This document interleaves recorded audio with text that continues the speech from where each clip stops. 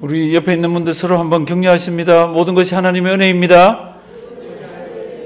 예, 늘 승리하시고요. 우리가 오늘이 제 10강인데 우리 혹시 앞에 1강부터 이렇게 보시면요, 이렇게 흘러온 거를 이렇게 볼 수가 있습니다. 제 1강, 조선을 땅끝으로 여긴 사람들, 하나님의 마음을 알고 하나님께서 은혜 주신 분들이 조선이라는 곳을 들어오기 위해 가지고 막 노력을 하더라고요. 그래서 귀줄라프가 있었고, 또 우리 또 여러 사람들이 있지만 그 중에 토마스 선교사도 있었습니다.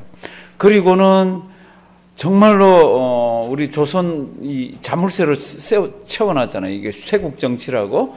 근데 정말로 그것을 들어오고 싶어서 어느 문인가 거기에서 서성 하더라고요. 그 문 이름이 뭐예요? 예, 고려문.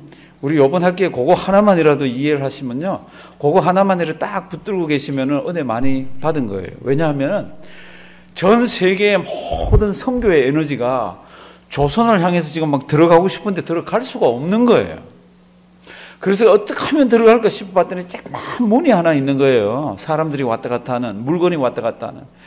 그 문으로 성경을 들여보내고 그 문으로 복음을 들여보내면 되는데, 그래서 선교사들이 그 고려문 있는 데 와서 막 서성거리면서 거기에서 드디어 한국 사람들을 만나가지고 한국 사람들을 통역시키고 성경 번역하고 이러면서 사역을 했습니다. 그게 1강이었습니다. 그래서 조선을 땅끝으로 여긴 사람들, 그 외 사람들 이름 나오지만 제 2강이 뭔가 하면은 조선을 자기 조국보다 사랑하는 사람들. 그렇게 해서 거기를 통해서, 그리고 다른 방법을 통해서 한국에 우리 조선에 예수 그리스도의 복음이 막 전해졌습니다. 그때 어떤 사람들이 있었습니까? 그게 2강입니다. 그리고 이 사람들은 대부분 다 어디에 묻혔습니까? 양화진에 묻혀 있습니다. 그래서 제가 양화진 한번 가보시라고 그러잖아요. 3강은 그렇게 해서 들어온 분들이 한국에다가 예수씨를 뿌렸습니다. 복음을 뿌렸습니다. 그랬더니 복음이 거기에서 막 자라기를 시작하더라고요.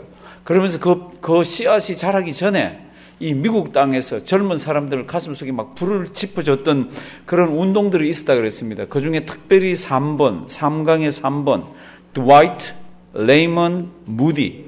이 사람이 미국을 다니면서 막 불을 지르고 영국을 다니면서 불을 질렀는데, 그 중에 특별히 1886년 First Summer Bible Conference, 이것을 통해 가지고 Student Volunteer Movement라는 거, 학생 자원 운동이라는 걸 만들어서 이들이 선교사로 결단을 해서 아니면 시골로 들어가서 막 주님의 복음을 막 전하기를 시작합니다. 그런 운동이 있는 가운데서 미국이 최절정에 다다릅니다. 전 세계에서도 그렇고 이들이 신앙적으로도. 그래서 이제 4강, 드디어 그런 사람들이 한국에서 조선에 와서 씨를 뿌렸잖아요.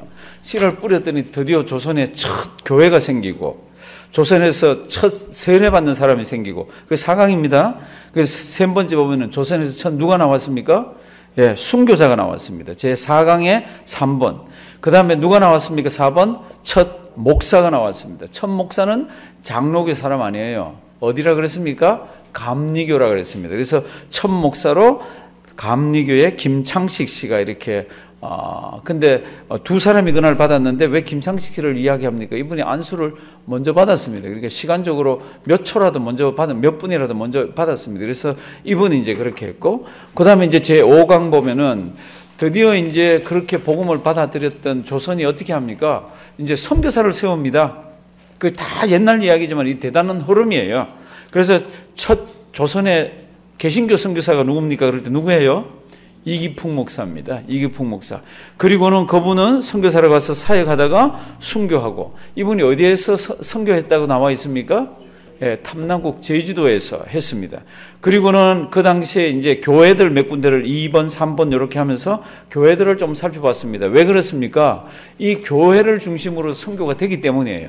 교회가 든든하고 막 세워져야 세상을 향해서 선교가 되기 때문에. 그게 이제 5강이었고, 6강 보면은 하나님께서 그러면 조선의 그 고려문 앞에 서성거리고 조선을 품고 있는 그 사람들이 그러면 그때가 처음입니까? 그럴 때 성경을 보면은 그게 아니라는 겁니다. 구약에도 보면은 하나님의 선교 사상이 나와 있고, 신약에도 보면은 선교 사상이 나와 있고, 특별히 주님께서 하늘나라 가시면서는 땅끝까지 이르러 전도를 하라 그랬잖아요. 그러니까 그걸 가슴에 품은 것은 예수님 직접 졸졸 따라다녔던 12사도가 아니에요. 누구예요? 사도 바울입니다.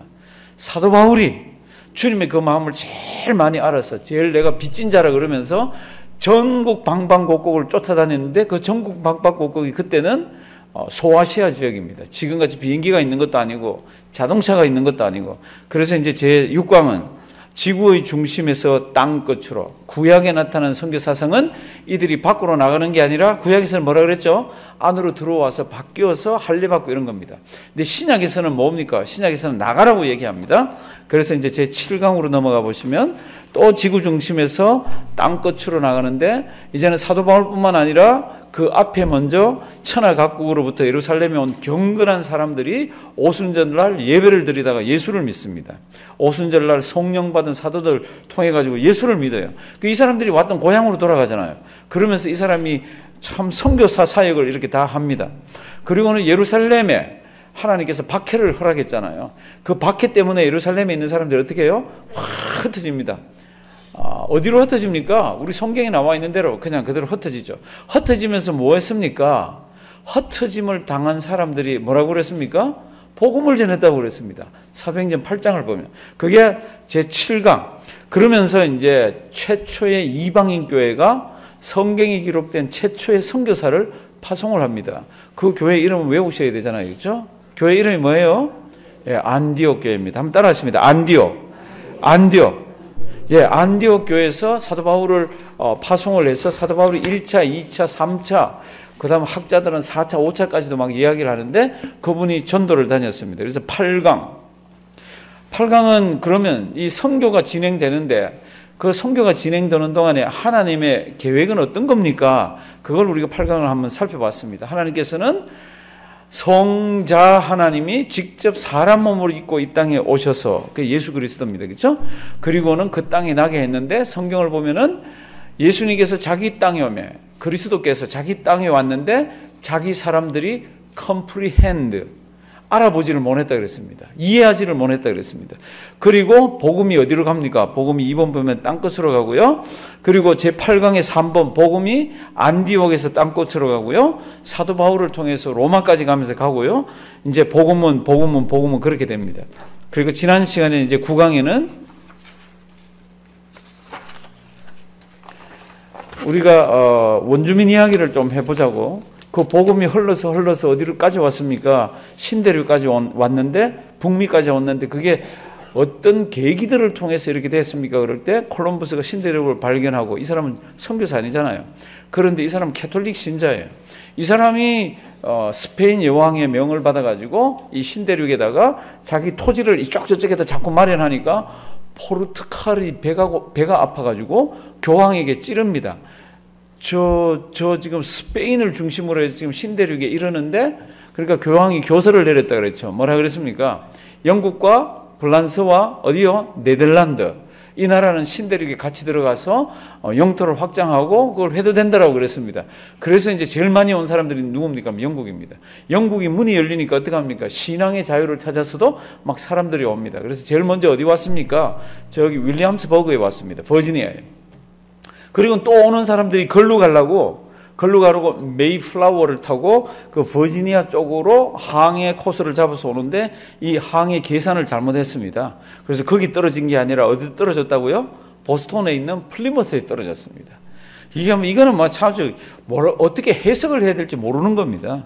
그래서 이제 걸로 안 떨어지고 여기 떨어진 사람들은 자기들이 배 타고 올 때 계약을 했잖아요. 그거 버지니아에 떨어져서 자기들이 그 무슨 회사를 통해서 땅을 받아가지고 자기들이 뭘 할 거라 그랬는데 거기 떨어지지 않고 저 보스턴 위에 떨어졌습니다. 그러니까 이걸 어떻게 해요? 남의 땅인데 지금 그 땅은 자기들이 관리할 수가 없는데 그래서 보스턴 떨어지기 전에 메이플라워 안에서 그걸 협약을 맺었죠. 그렇죠? 우리 앞으로 여기 떨어지면 민주적인 방식으로 신앙을 가지고 우리 해봅시다. 그리고는 떨어져서 다 죽어야 되는데 하나님의 기적 같은 방법으로 누구를 통해서 인디안들을 통해서 이 사람들이 살았잖아요. 먹는 것도 농사 짓는 법도 그렇게 해서 그 다음에부터 뭘 합니까? 감사절을 지냅니다. 그런데 그 다음에부터 이 사람들이 원주민들하고 부딪히기 시작하죠. 왜요? 땅 문제가 있잖아요. 몽땅 다 원주민 땅인데 이거 막 이 사람들이 자기 땅들을 개간에 들어가니까 원주민들하고 막 부딪히기 시작해서 그런 얘기까지 쭉 이렇게 와서 결국은 인디안들이 지잖아요. 총, 칼, 포, 뭐 이런 총, 포 이런 것 때문에. 그러니까 인디안들이 어떻게 됩니까? 인디안 리저베이션 쪽으로 다 이렇게 다 들어가면서 이들 가슴 속에는 백인들에 대해서 불타는 증오심이 있습니다. 그리고 동시에 이들을 자꾸 절로 이제 나쁘게 몰아여면서 선교사님들이 등장을 합니다. 하나님은 사랑이십니다. 그렇게 예수 믿어야 됩니다. 그러니까 이게 더 화가 나는 거지.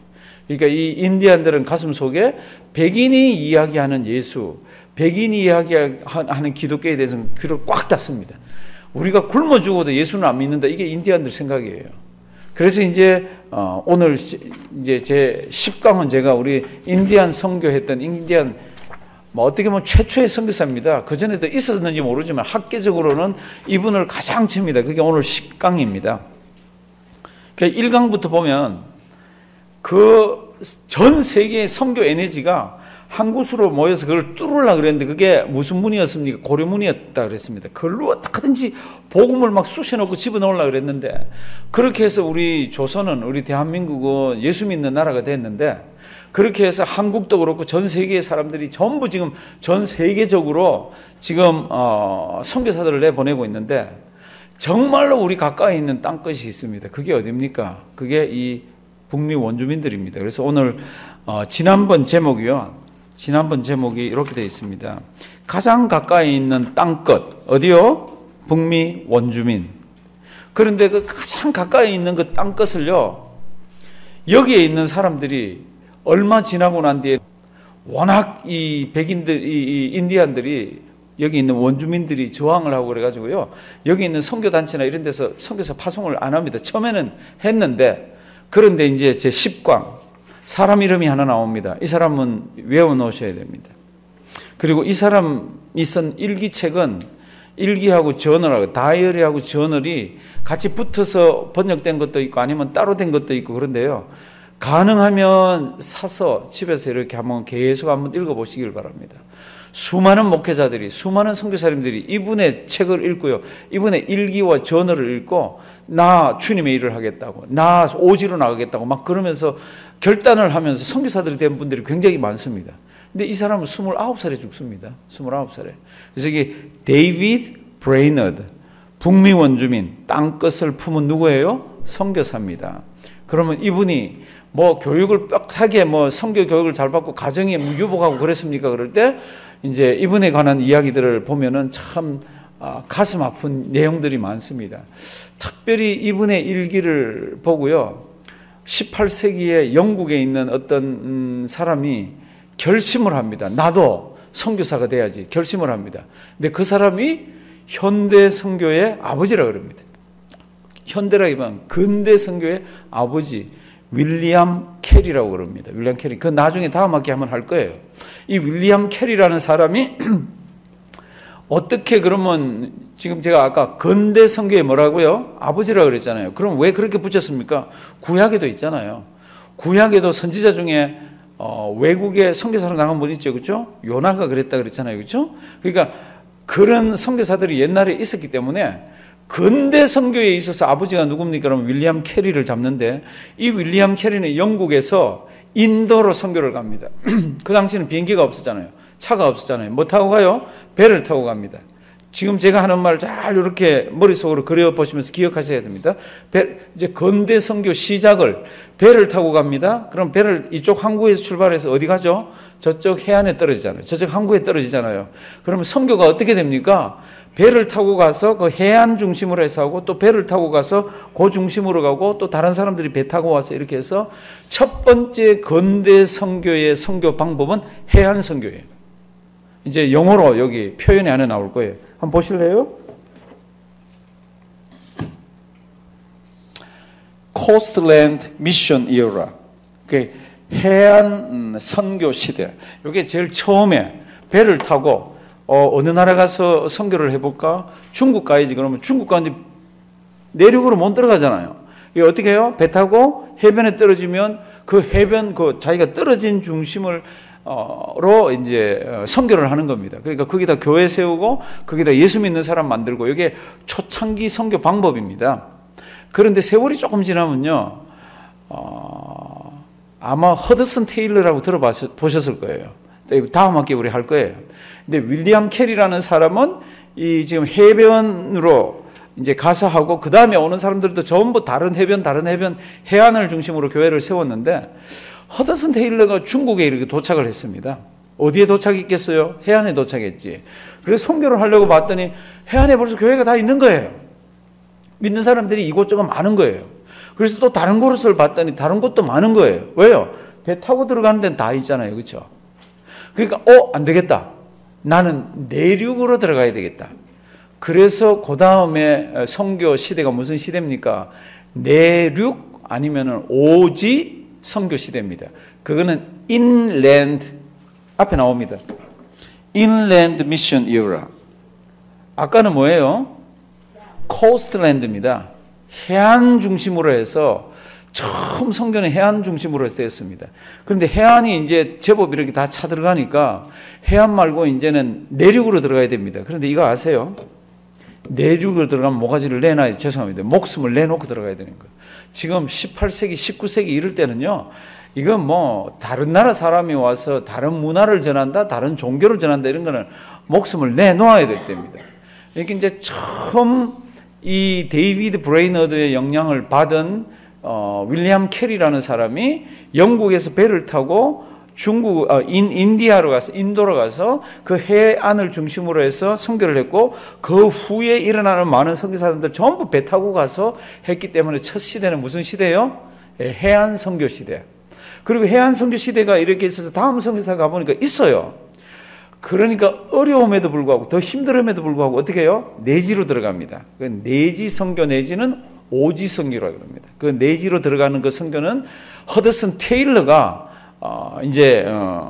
주창하게 됩니다. 그래서 inland mission era.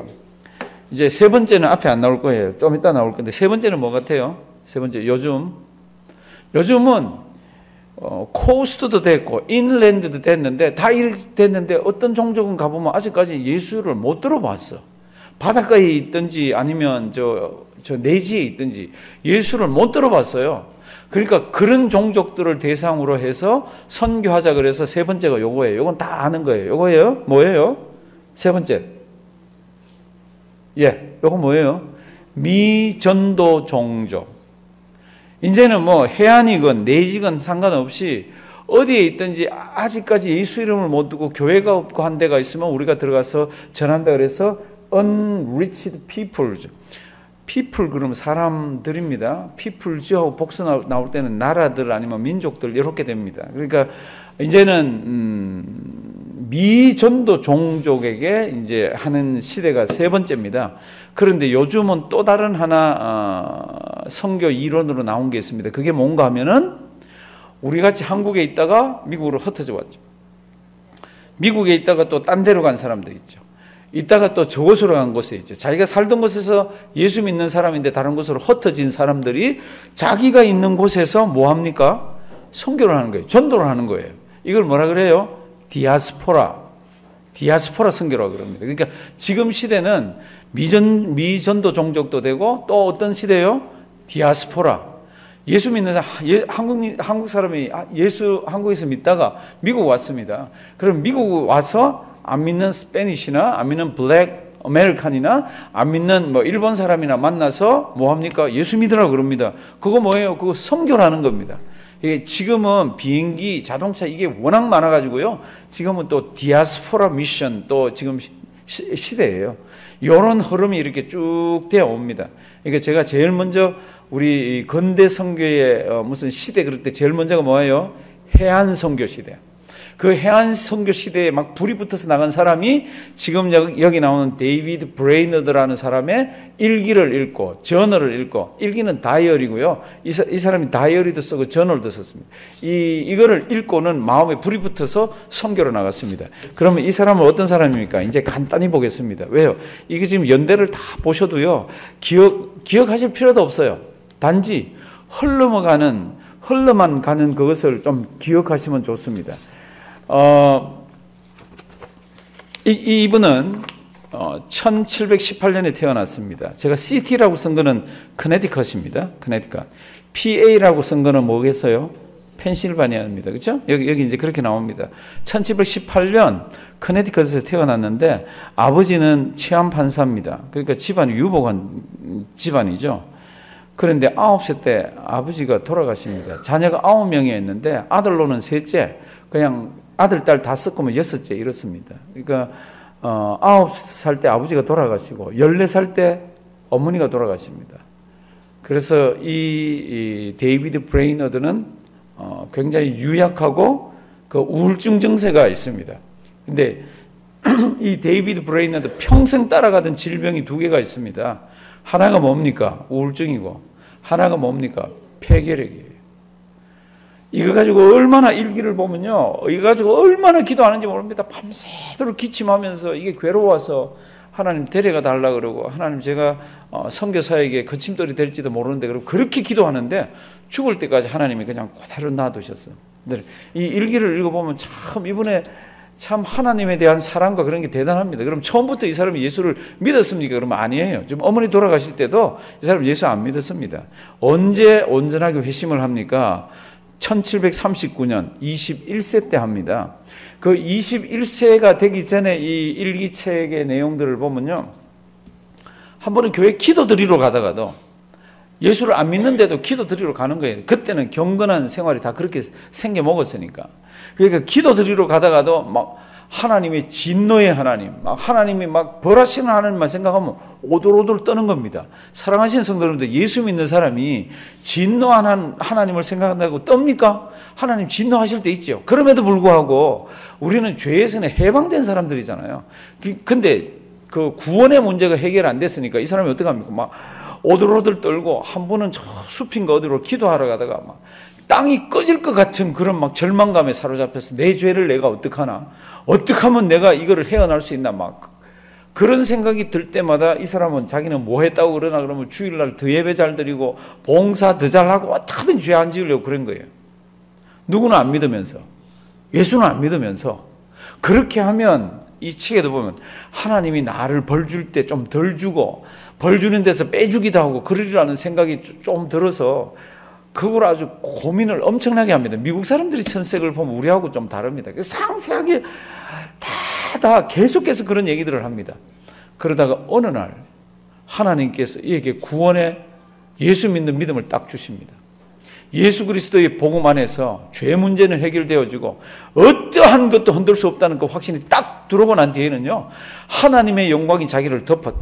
하나님이 세상을 다 하신다. 나는 하나님을 위해서 살 거다. 그러면서 막 이렇게 결심을 하면서요, 막 북받쳐 오르는 기쁨 가운데서 이 사람이 그다음부터 신앙생활을 합니다. 그런데 쭉 책을 읽어보면 그럼에도 불구하고 한 번씩 우울증이 오거나 한 번씩 회의가 될 때는요, 다시 한번 나락으로 떨어집니다. 사랑하시는 성도 여러분들, 그럼에도 불구하고 그때는 잠시고 하나님께서 딱 붙드는 자는 다시 일어나더라고요. 그래서 이제 1939년 21세 때 뭐요? 온전한 회심을 합니다. 온전한 회심을. 그리고 39년 예일대학에 들어갑니다. 왜 예일대학에 들어갑니까? 신학을 하기 위해서. 그런데 42년 3학년 때 24세 때 예일대학에서 제적당합니다. 참, 뭐 예일대학은 예나 지금이나 들어가기 어렵잖아요. 근데 이 사람이 왜 제적당했습니까? 제가 책을 읽어보니까 가슴이 아파. 어느 어떤 룸에서 이분 기도를 굉장히 많이 하세요. 그리고 이 당시에는 벌써 뉴 잉글랜드 지역에 제1차 대각성 운동이 막 진행되고 있을 때예요. 교인들이 기도를 많이 합니다. 학생들도 그렇고.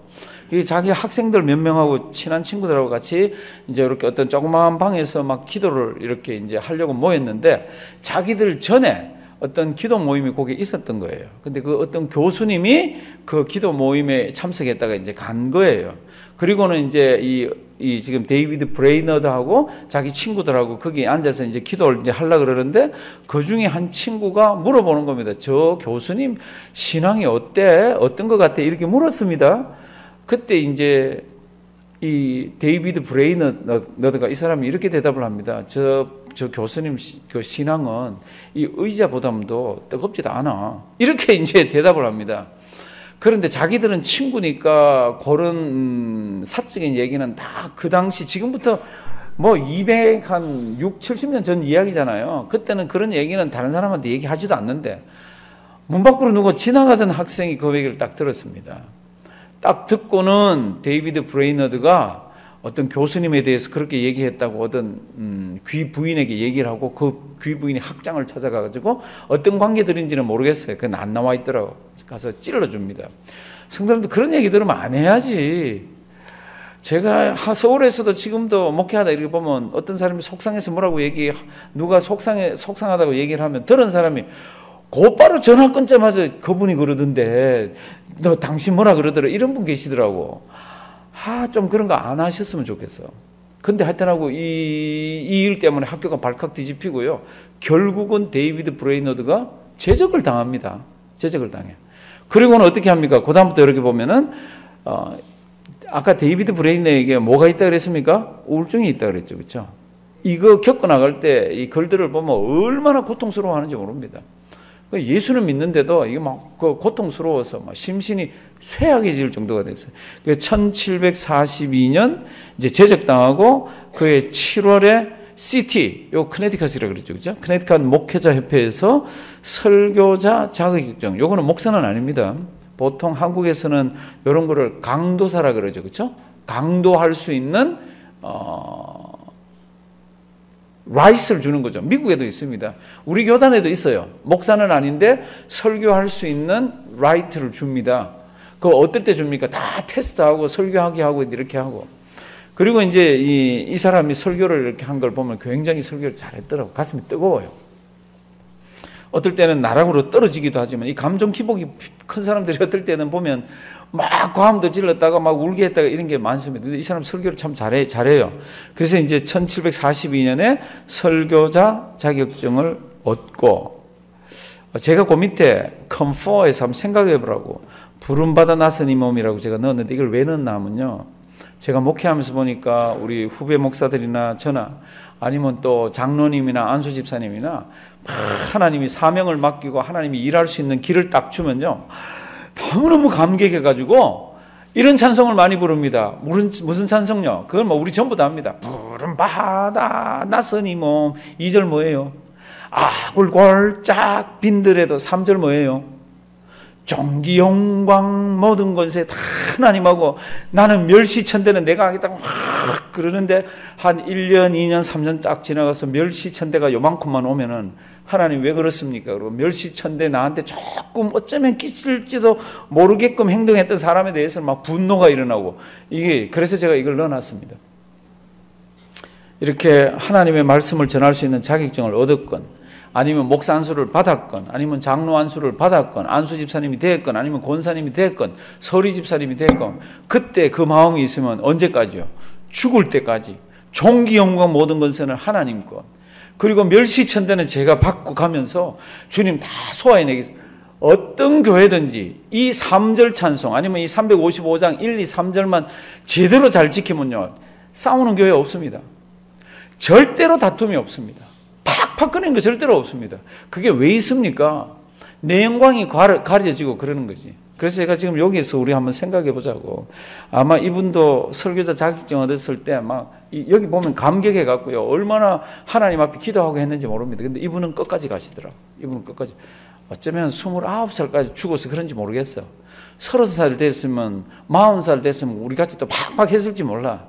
그런데 하여튼하고 성도 여러분들 존귀 영광 모든 권세 주님 받으시고 멸시천대 십자가는 어떻게 해요? 내가 지고 가오리다. 이 찬송 있잖아요. 그거 많이 부르시기 바랍니다. 그리고 거기에서 흔들리지 말길 바랍니다. 이제 그렇게 해서 이 사람이 이제 설교할 수 있는 자격증을 얻어서 커네티컷이나 뉴저지나 오라 그러면 어디 가서 이렇게 설교를 합니다. 그리고 소문도 좀 나고 그리고 이제 중요한 게 있습니다.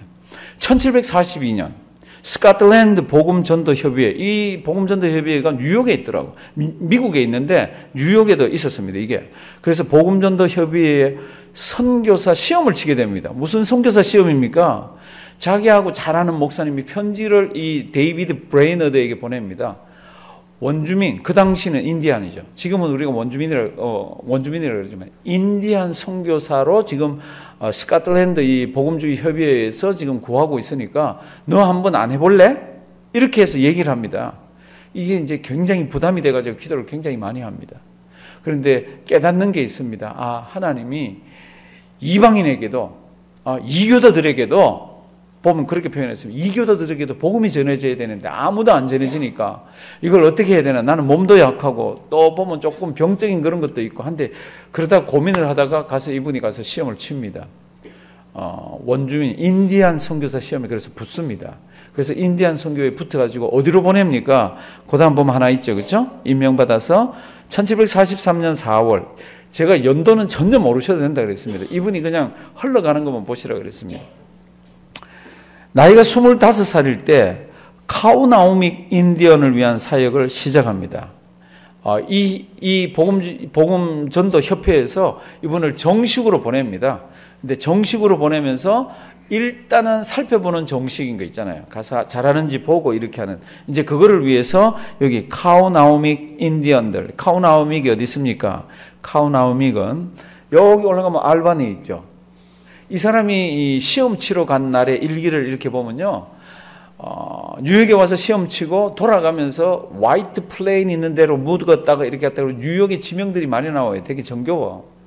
이게 지금 인디언이 지금 어디 있습니까? 그러면 지금 저 인디언 레저베이션에 있는 게 아니라 알바니가 있으면 알바니 동쪽에 지금 허드슨 강이 저 위에 저 위에 한참 위에 있습니다. 그러면 허드슨 동쪽, 그러니까 알바니 동쪽인데 허드슨 강 동쪽에 지금 요 부족들이 살고 있는 거 있잖아요. 제 발음 꼬인다고 좋아하고 그러지 마세요. 근데 하여튼 거기에 이 사람이 갑니다. 근데 지금 같으면 그랬나 보다 싶지만 이 당시에는요, 목숨을 내놓고 가셔야 되는 거 알죠? 지금같이 87번 도로가 있는 것도 아니고, 그 당시에는 말을 타고 갔는데 전부 숲을 헤치고 뭐를 헤치고 이렇게 어느 정도 길까지는 갔다가 그다음 인디언 주민들은 다 그렇게 생겨 먹었잖아요. 그래서 이제 거기에 가서 이제 사역을 합니다. 그게 이제 첫 번 사역이에요. 카우나우믹 인디언들, 그 사역하는 그 내용들을 보면 가슴이 참 아파요. 왜요? 지금 임명받고 왔잖아요. 하나님께서 보냈잖아요. 가서 얘기하면 아무도 안 듣습니다. 아무도 듣질 않습니다. 인디안들 만날 수조차도 없습니다. 어떨 때는 추장한테 부탁을 해가지고 정말로 참 사람 모아달라 그러면 가보면 사람도 모아주지도 않고요. 가면 술 마시고 놀고 자기들끼리 있고요. 왜요? 백인들한테 당한 게 너무 답답해서. 그래서 이 사람이 어느 정도 지금 이 속에 들어가서 고생을 합니까? 2년입니다. 2년 동안 한 사람도 전도를 못 했습니다. 전도는 했죠. 한 사람도 회심을 못 했습니다. 그러면 이 사람은 잠은 어디서 잤습니까? 잘 데가 없으면 그냥 지프로 자기 잠자리를 만들어 놓고 하늘을 천장 삼아가지고, 그리고 먹는 거는 옥수수 그냥 죽 간신히, 이 사람들 빵 먹어야 되는 사람이잖아요. 어떨 때는 빵이 먹고 싶은데 빵을 살 데가 없는 거 있잖아요. 누구 보낼 수도 없고 자기가 갈 수도 없고. 왜요? 빵 사러 가려고 그러면 12마일, 13마일, 15마일 가야 되는데 자동차가 없이 말을 가거나 걸어서 가면 이거는 뭐 하루 종일입니다. 갔다 오면은. 그러니까 그런 속에서 배가 고프고 힘들 때마다 하나님 아버지 앞에 기도를 해요, 이분이. 근데 기도가 막 하나님 이런 게 아니라 막 낭망되고 실망돼가지고 막 그런 기도가 너무너무 많아요. 그걸 어느 정도 보냅니까? 그걸 2년 정도 보냅니다. 그런 동안에 우울증도 있죠. 그런 동안에 이 사람 아까 폐병이 있다 그랬잖아요. 그렇죠? 결핵이 있다 그랬잖아요. 그 결핵으로 하나님 죽여달라고 오히려 그런 적이 너무너무 많습니다. 그런데도 인디안들을 붙들고 이 사람이 계속 사역을 합니다. 1743년 4월 25세 때 카우나우믹 인디언들을 위한 사역을 시작했는데, 거기에 지역을 제가 찾아가지고 넣었습니다. 뉴욕의 스탁브리지와 얼바니 사이에 있는, 어떤 책을 보면은 매사추세츠에 있는 지역이라 그러는데, 제가 지도하고 다른 것들 다 찾아보니까 이분들이 알바니 있고 허드슨 강 있고 오른쪽에 딱 있더라. 매사추세츠 경계는 아니더라고요. 거기에서 이분이 사역을 했습니다. 그 다음 1744년 정식으로 뉴욕 때 했지만 이제 그거는 임시 정식이에요. 저분이 1년 동안 잘하는지 못하는지 한번 보자 이렇게 하면서 보냈는데 보니까 잘하는 거예요. 아주 목숨 내걸고 하는 거예요. 그래서 이제 진짜 정식으로 1744년 PA 어디예요? 펜실바니아 델라웨어 강가에 원주민 선교를 시작합니다. 원주민 선교를 참 재밌는 거는요, 전부 이 인디안들이 강가에 모여 있더라고. 지금 여기 이제 카우나우미 그런 것도 제가 아까 허드슨 강 설명을 했죠, 그렇죠? 지금 여기 델라웨어 강가에 있는 원주민 선교입니다. 여기도요 숲을 헤치면서 인디안을 찾아 헤매면서 인디안들이 뚝뚝 떨어져 있잖아요. 막 얼마나 고생하고 얼마나 눈물 흘리고 얼마나 기도하고 얼마나 밤에 잠을 못 자고 옆에 누가 있습니까? 없죠. 근데 간신히 한 사람을 만납니다. 통역자를, 인디언인데. 이 데이비드 브레이너드가 다니면서 최초로 예수 믿겠다고 고백한 사람이 누굽니까? 이 인디안이에요. 통역관으로 따라다녔다. 그래서 제가 퍼뜩 생각이 들더라고요. 우리 조선에서 예수를 앞서서 믿은 사람들 중에 많은 사람들이 선교사님 뭐 했습니까? 통역했잖아요. 어떤 사람은 계약서 쓸 때 나보고 예수 믿도록 강요하지 말라는 계약서까지 쓴 사람도 있다 그랬잖아요. 그런데도 나중에 그 사람도 예수를 믿게 되더라고요. 그렇죠? 그런데 이게 지금 원주민, 인디안 선교를 하는데도 희한합니다. 통역하는 사람이 제일 먼저 믿어요. 근데 하여튼 하고요. 1744년 필라델피아 델라웨어 강가의 원주민 선교 시작을 해서 1744년에 또 뉴와크에 있는 장로에서 목사 안수를 받고 1945년에는 뉴저지 크로스윅성 원주민 사역으로 보냅니다. 누가요? 그 선교 센터에서 이렇게 자꾸 파송을 이렇게 딴 데가 잘하고 그러면서 이 선교 지역이 넓어지는 거예요. 근데 1945년부터 놀라운 변화가 일어납니다. 제일 먼저 믿은 사람이 통역하는 사람이라고 그랬죠. 그리고 막 아무리 전도해도 귀도 듣지도 않고 눈짓도 안 하고 아무리 전도해도 듣지도 않던 사람들이 1945년 이 원주민 선교 시작해서 몸은 쇠약해질 대로 쇠약해지고 이제 막 죽을 것 같은 그런 상황이 왔는데 그때부터 이분 이야기를 듣기 시작하는 거 있잖아요. 이분 이야기 듣기 시작하는 그때 이 내용들을 보면요. 정말로 참 하나님은 이렇게 일하시는구나. 왜냐하면요. 이렇게 돼 있으면 한번 들어보실래요? 나로서는 뭐 기도하는 일마다 시간이 흐르고 육신이 지쳐오고 탄식이 나왔고 눈물이 쏟아지고 아무도 예수를 안 믿으니까 외로움이 몰려오게 되었다. 나중에는 죽고 싶은 마음이 들 정도였다. 목사예요. 예수 믿는 사람이에요. 선교사예요. 목숨 내고 그들한테 갔는데 이제 막 죽고 싶은 거예요. 복음을 위해서 선한 일을 제대로 해보지 못한 자신이 원망스럽기도 하고 그런 사투 중에 다시 밤을 지새워 기도하고 검식하면서 회복하기를 수없이 반복하고 건강까지 악화되고 쭉쭉쭉 이렇게 나가다가요. 어느 날 그들 있는 데서 복음을 전하기 시작합니다. 그럴 때는 이 사람들이 벌써 눈빛이 조금 달라진 거 있잖아요. 그리고는 모여와서 이야기를 듣습니다. 그리고는 이 사람들이 변화된 이야기가 기록되어 있는 게 얼마나 대단하게 되어 있는지 모릅니다. 1745년 그는 영혼의 깊은 밤을 경험하게 되었다. 몸이 너무나 쇠약해졌습니다. 고통으로 인하여 설교도 기도도 할 수가 없었고 이러한 절망적 상황은 하나님과 끊어진 듯한 영혼의 깊은 밤이었다. 그런데 그 밤은 하나님의 놀라운 은혜의 사역으로 이어졌다. 여기서 시작된 신앙 부흥은 1년간 계속되었다. 무슨 일이 있었습니까? 몇 명 모아놓은 그 인디안들에게 이제는 어쩌면 마지막이지도 모르겠다고 자기 몸은 이제 너무너무 약해졌고 그런데 이 설교를 시작했습니다. 성령 하나님이 도와주셔갖고요. 그 사람들이 말씀을 받아들이기를 시작합니다. 그리고는 이렇게 기록되어 있습니다. 그의 설교를 통해 은혜의 소나기가 홍수처럼 쏟아 부어져서 살인과 싸움과 도적질을 밥 먹듯이 하는 인디언들의 가슴이 녹아졌습니다. 왜 그러면 인디언들이 왜 살인과 싸움과 도적질을 밥 먹듯이 했습니까? 원래 이런 사람들 아니에요. 백인들이 다 뺏어가고요. 백인들이 살던 지역에서 다 다른 지역으로 보내고요. 백인들이 뭐 조금만 하면 와서 감옥에 보내고 뭐 이러니까 이 사람들이 미래가 없습니다. 젊은이들은 술 마시고 젊은이들은 마약을 하고 젊은이들은 도박을 하고 수 틀리면 죽이고 막 이러던 때예요. 근데 이제 이러던 사람들이 가슴이 녹아졌습니다. 말씀을 듣는 자들은 모두 꼬꾸라져서 구툰마우 할룸메라고 울부짖었습니다. 이게 무슨 뜻 같아요?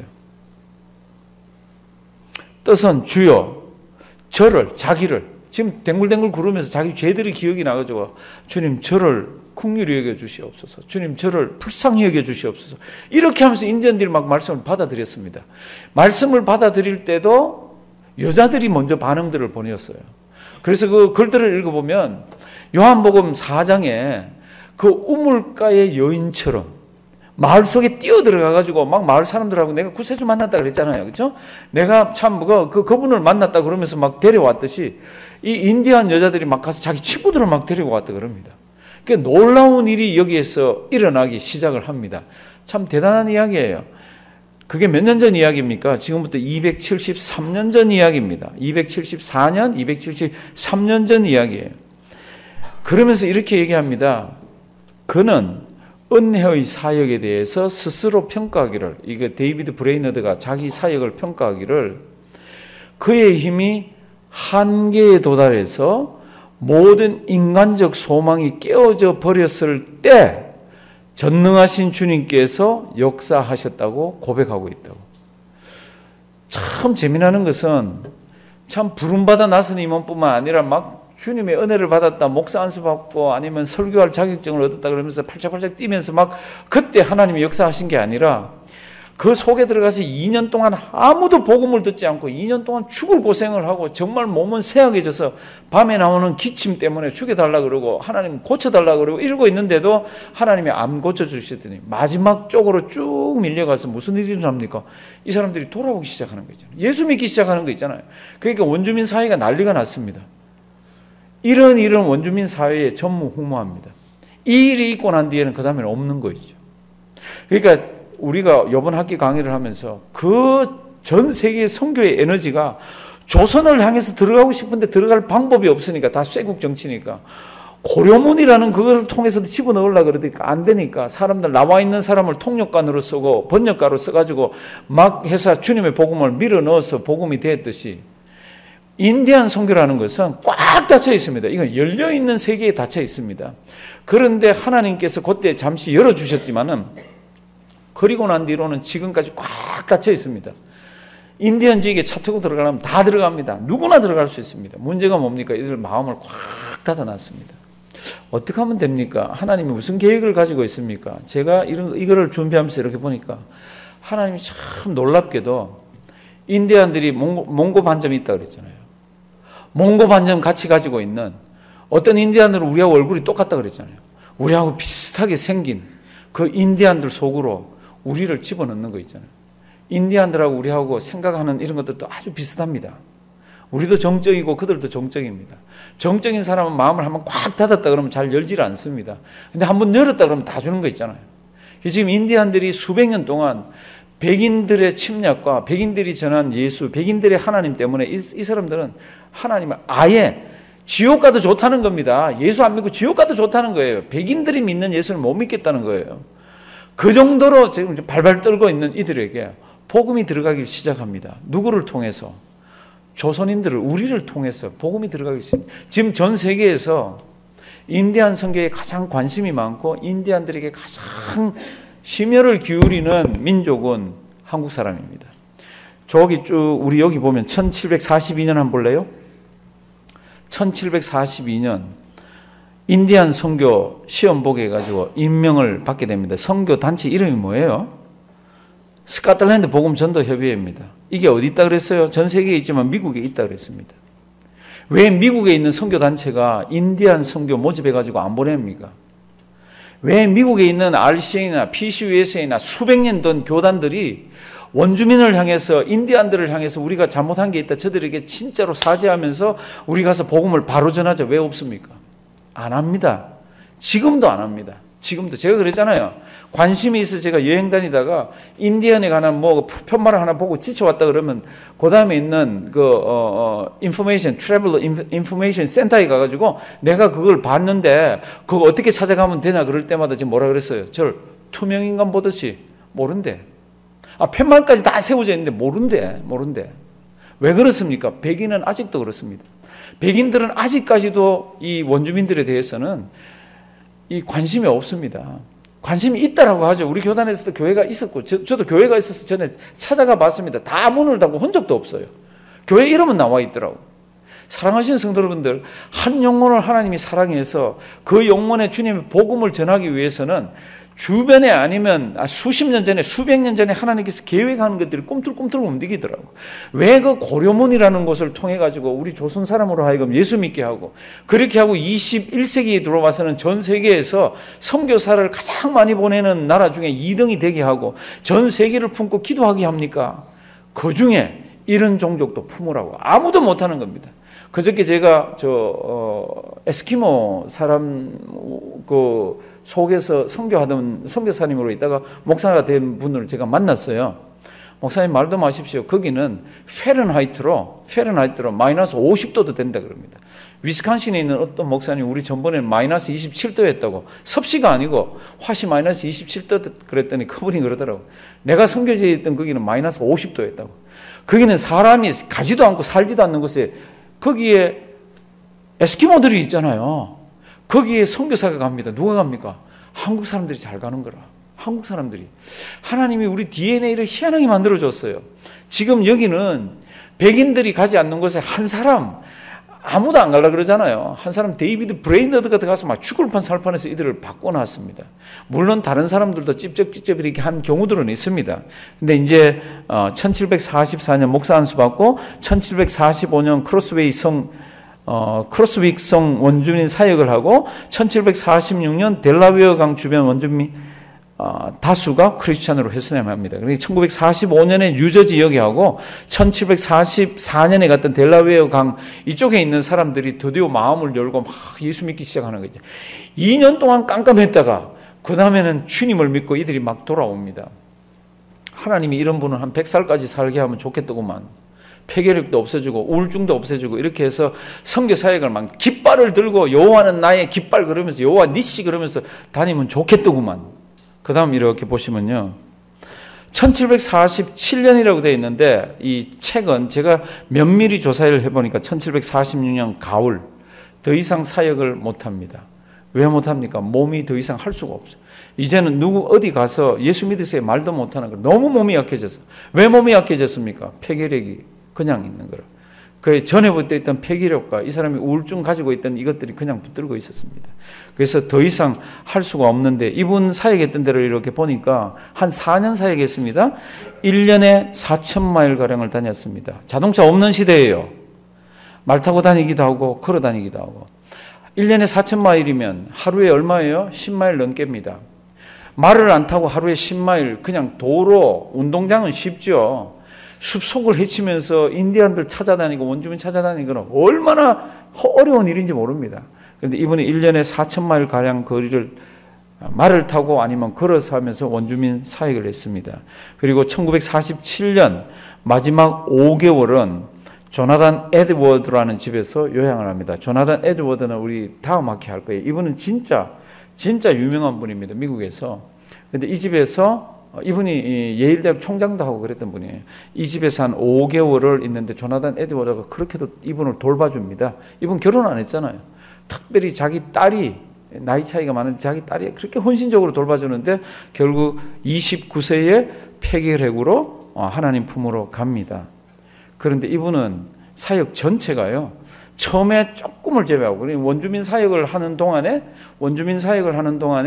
자기는 괴로워서 이제 어찌할 바 몰라 있는 이때에 여기 롱아일랜드, 우리 지금 롱아일랜드에 있는 미국 교회에서 이분을 청빙을 합니다. 당신 참 설교 잘하더라. 우리 교회에 와서 사역을 하면 이런 대우를 해주겠다. 책을 보니까 그 대우가 굉장히 좋은 대우더라고요. 굉장히 좋은 대우를 해주겠다. 그럴 때 이분이 노 그럽니다. 가지 않습니다. 나는 이분들과 함께 사역하다가 죽겠다고. 그리고는 결국 이분은 죽었습니다. 4년 정도 사역을 했습니다. 그리고 이분이 자기가 일기를 남겨놓은 게 굉장히 많습니다. 그거를 조나단 에드워드가 그 일기를 다 모아가지고 자기가 편집하면서 이렇게 해서 책으로 만들었어요. 이거는 다이어리하고 저널하고 같이 들어있습니다. 이렇게 두꺼운 거는 안 사보셔도 됩니다. 제가 도서실에 갖다 놓을 수도 있는데 서점에 가시면 사보시기 바랍니다. 이렇게 오다를 해가지고 집에 이렇게 놓고요. 이렇게 한 번씩 이렇게 읽어보시면 이분이 자기가 괴롭고 힘들 때 어떻게 신앙생활을 했는지, 어떻게 그걸 이겨냈는지, 어떻게 선교 사명을 감당을 했는지 이런 게 있습니다. 제가 이걸 이렇게 읽으면서 가슴이 짠한 게 있더라고. 하나님이 이런 분 정도 되면은 진짜 천재적인 사람 아니에요? 예, 예일까지 다녔고 참 목숨을 내걸고 주님의 일을 하면 옆에 찌르는 가식도 쑥 빼가지고 없게 해주면 좋겠더구만. 그 죽을 때까지 그걸 붙여놨더라고요.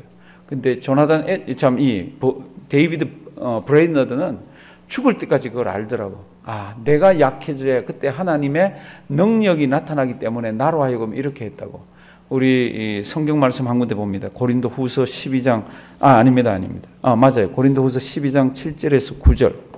성도님들, 사도 바울이 하나님 아버지 앞에, 성경에는 울었다, 안 울었다 이런 얘기 없습니다.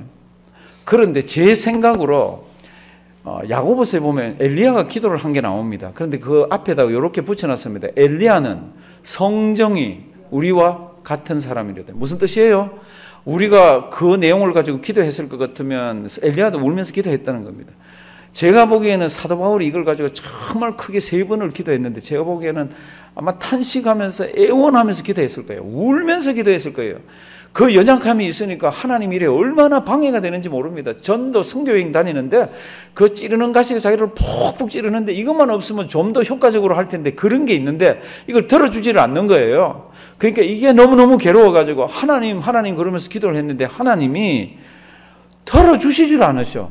세상에 이렇게 답답한 게 어디 있어요. 우리 생각 같아서는 그 정도면 완전히 들어주셔야 되는데 여러 계시를 받은 것이 지극히 크므로 이 앞에 보면 자기가 천국에 갔다 온 얘기 있잖아요.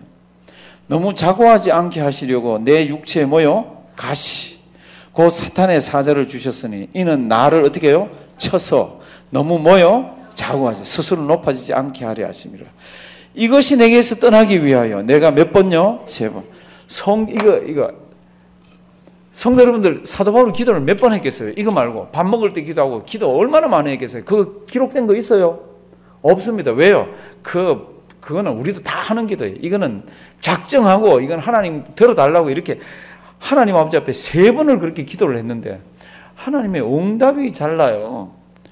이 9절 내게 이르시기를 뭐라고요? 내 은혜가 내게 족하도다. 이는 내 능력이 어디서요? 네가 약해져야 약한 데서 온전해짐이라 하신지라. 이러므로 도리어 뭐합니까? 크게 기뻐합니다. 데이비드 브레이너는 여기에서 이런 고비로 넘어갈 때 문장이 굉장히 많습니다.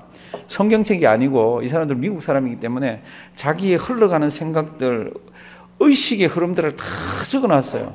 근데 사도 바울은 여기 간단하게 적었습니다. 하나님의 능력이라는 것은 네가 약해지는 데서 온전해짐이라 하신지라.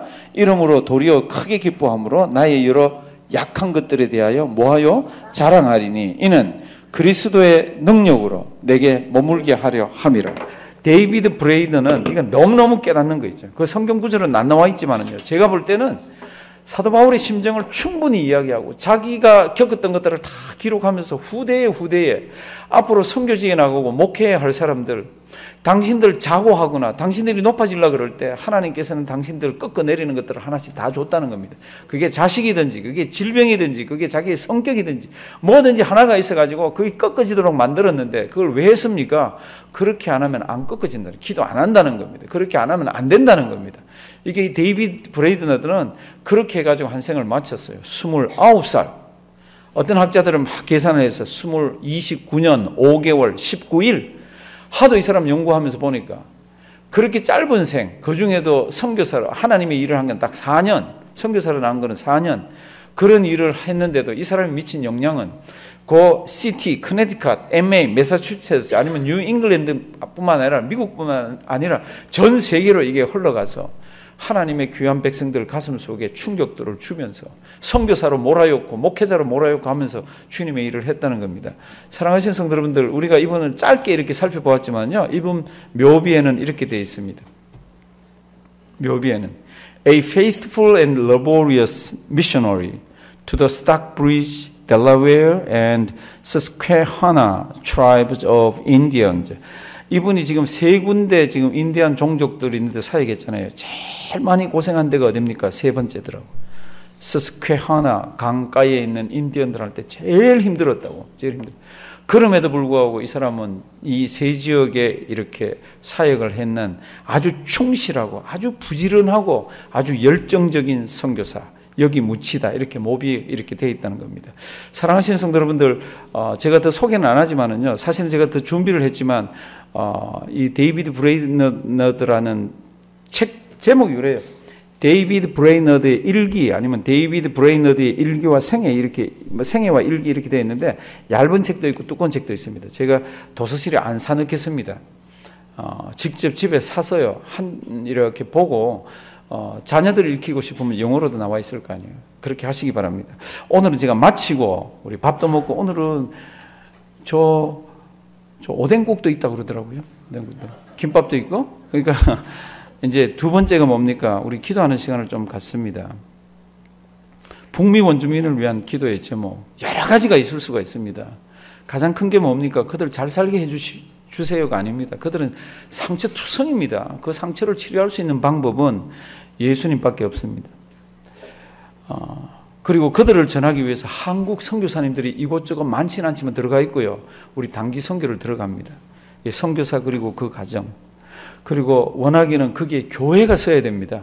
교회가 서야 구심점이 있고 복음이 효과적으로 이렇게 또 전해집니다. 그래서 교회 설립을 위해서, 교회가 설립이 되면 반드시 거기에 누가 있어야 됩니까? 인디안 일꾼들이 있어야 됩니다. 장로님, 목사님, 집사님 이런 일꾼들이 서져서 자기들이 다른 사람들을 또 전도해서 모을 수 있도록. 그리고 원주민들 마약, 알코올, 이 미국에서도 이거는 아주 대단합니다. 그것뿐만 아니라 자살, 그것뿐만 아니라 살인, 이게 굉장히 높습니다. 정신질환, 마음의 상처. 우리 하나님의 은혜 감사드립니다. 정말로 불모지 같고 예수를 모르던 우리 조선 땅에 하나님의 준비된 사람들을 보내고 싶어서 했는데 나라는 닫혀 있고, 그래서 그들이 고려문 앞에서 서성이면서 기도한 모습들을 기억합니다. 하나님, 이제는 우리가 어딘가를 서성거리며 기도해야 됩니다. 이 북미 땅에 하나님 아버지 가슴을 닫고 있는 민족들이 있습니다. 하나님, 그들을 품고 주님 앞에 기도하게 하시고, 선교사들을 위해서 기도하고 선교사들을 돕고, 하나님 아버지 그들을 가슴에 품게 하시고, 하나님의 놀라운 은혜가 그들에게 국률로 임할 수 있도록 하나님 인도하여 주시옵소서. 하나님, 내년에도 원주민 선교를 갑니다. 후명년에도 갈 것입니다. 그냥 갔다 오지 말게 하시고 기도 많이 하게 하시고, 이제는 그들의 마음속에 복음을 싣는 역사도 더하여 주시옵소서. 이렇게 귀한 시간 주심을 감사드립니다. 이제 쉬는 동안에 또 이제 마치는 시간에 주님 또 귀한 간식을, 아름다운 것을 대접하는 두 가정이 있습니다. 하나님, 오늘도 기억하시고 가정의 생업을 기억하시고 자녀들을 붙들어 주시고 아름답게 대접하는 손길에 복으로 더해 주시옵소서. 예수님의 이름으로 기도드리옵나이다. 아멘.